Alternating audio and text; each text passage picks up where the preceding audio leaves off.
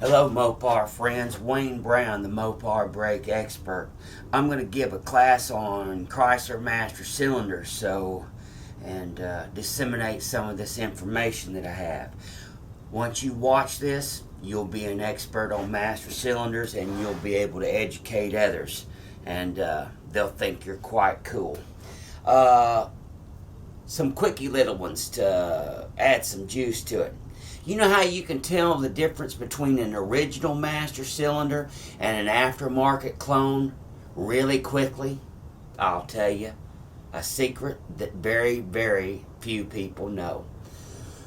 Number one, Bendix always bolted their master cylinders up in a fixture.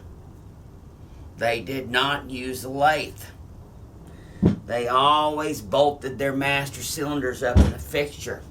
The aftermarket, because of cost and new technology nowadays, they use multi-turret lace. So, an aftermarket master cylinder, such as this one, it has a dimple in the front of it where it's been chucked up in a lathe. Another example, this master cylinder. It has a protrusion stuck on the front of it, a tit, and a dimple where it's been chucked up in a lathe. There you go, my friends. Two little secrets. If it's got a knob on the front of it or a protrusion or a dimple, it's a clone master cylinder. Some people would call it junkers. That's right. All original, forget about the casting numbers on the bottom and what it looks like. All original Bendix or Chrysler master cylinders had 7-digit Chrysler numbers on the bottom or Bendix casting numbers on the bottom. I got people call me all the time. Wayne, mine says made in the USA in 2883. Is it original? No, it's not original. Number one, the digits aren't 7 long, and let me tell you another little secret.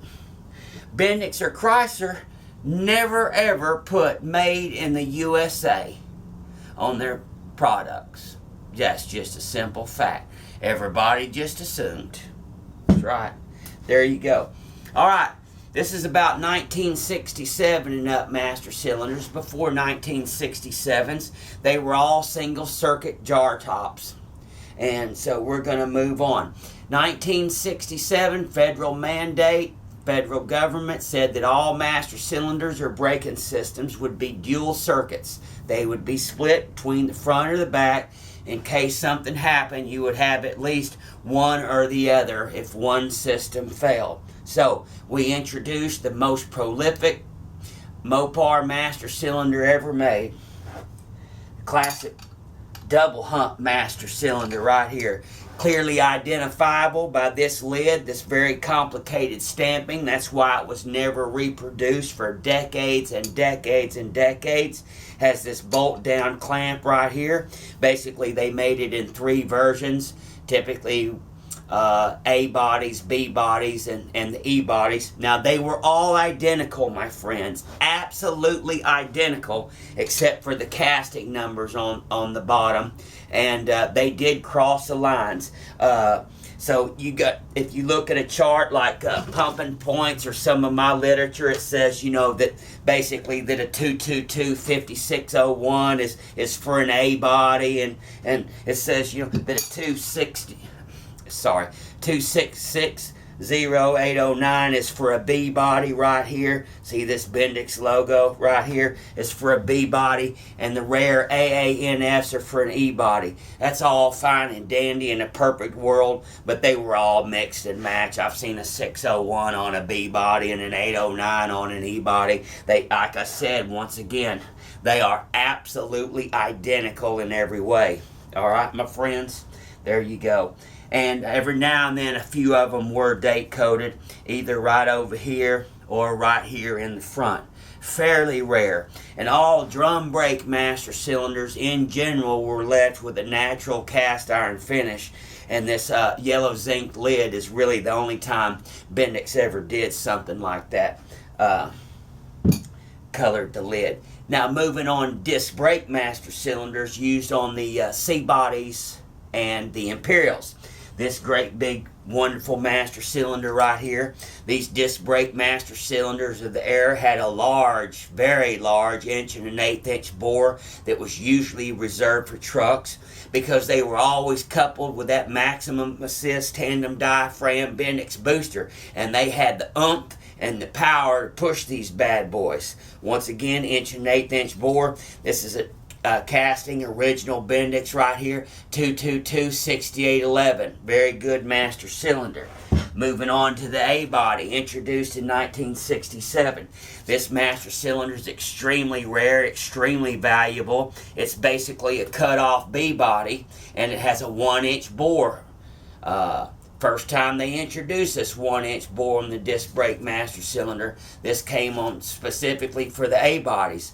Casting number 222-5541 with your Bendix logo right here. See, it's cut off. It's a little bit shorter because it was on those brackets for the A body and the hood clearance and stuff. Another neat thing about this master cylinder is what it was used on the extremely super rare, super valuable Hemi Cudas and the Hemi Darts of 1968.